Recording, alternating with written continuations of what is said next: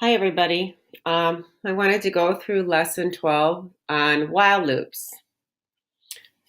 So another type of repetition statement is called a while loop. So it's like a for loop, it's just set up differently. It evaluates a Boolean condition and executes the body of the loop if it, meaning if the Boolean condition is true. Unlike the if statement, after the body is executed, the condition is evaluated again and continues to be evaluated until the condition goes false. In a while loop, the initialization and step expressions are not part of the while loop structure. Every for loop can be rewritten as a while loop, and every while loop can be rewritten as a for loop. Let's rewrite the simple for loop program that prints the numbers 1 through 5 on separate lines followed by the word done. So the simple for loop I'm talking about is this one here, where all we did was say for int I equals 1, I less than 6, I plus plus, and then we said SOPLN I. And then after the for loop, we did an SOPLN done. And the output printed 1, 2, 3, 4, 5. So I already know right now that I have a little mistake in here, so listen carefully. So the way a while loop is set up is the first thing that we do is we initialize the counting variable outside of the loop. So I write int I equals 1 semicolon. And then here's my while statement. While I is less than 6, I consider that my Boolean expression. So the first time through the loop, 1 is less than 6. So inside the loop, I actually need two things. So the first thing I have is the SOPLN I. So it's going to print the current value of I, which the first time through it'll be 1. But what's missing right after this is the increment. So inside the loop, after the SOPLN, I need you to add I plus plus semicolon. And that actually is one of the big differences between the for loop, where right in the structure of the for statement, the increment is embedded.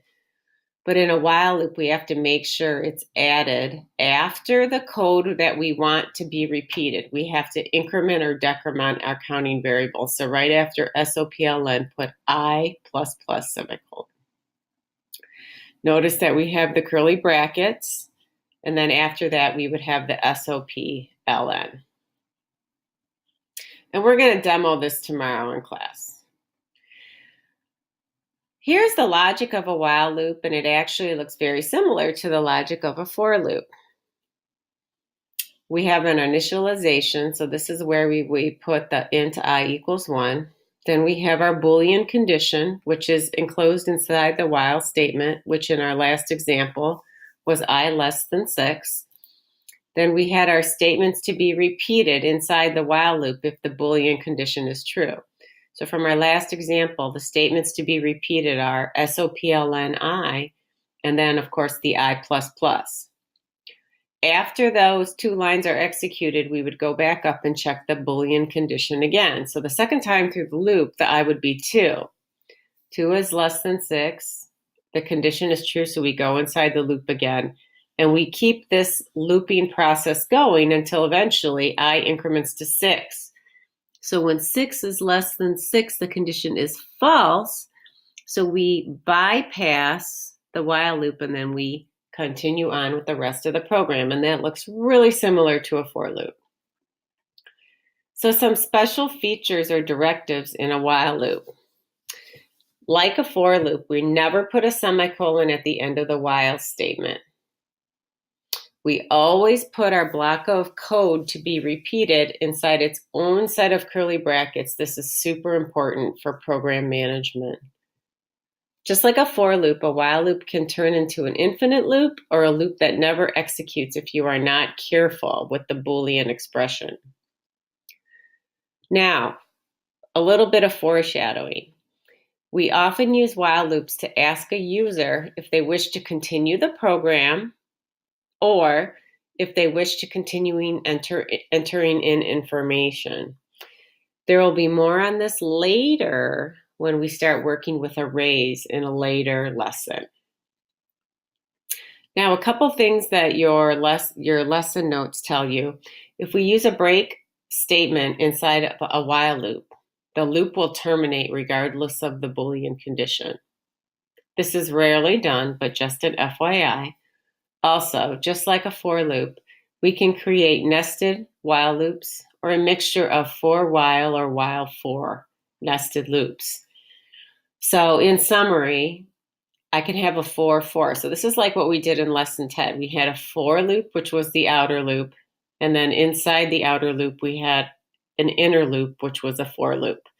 So for each one of these examples, there's an outer loop and an inner loop, an outer loop and an inner loop, an outer loop and an inner loop. And it's just all the combinations of while and for. So we can have a for, a for while, where the for is the outer loop and the while is the inner loop.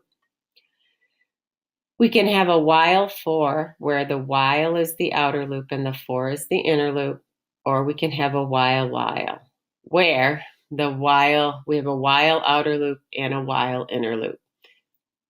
We will cover more of this in detail later. So tomorrow when we demo, I'm basically going to redo the same demo that we did for lesson 11, but using while loops.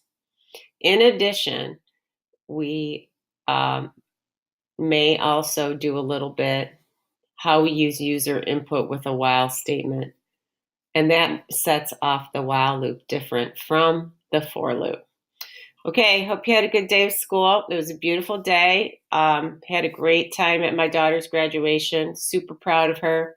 She found out today she got her 5th A+ at U of M, so we're really proud of her. And she graduated with a biochemistry degree. So anyway, we'll see you tomorrow. Have a great day. Bye.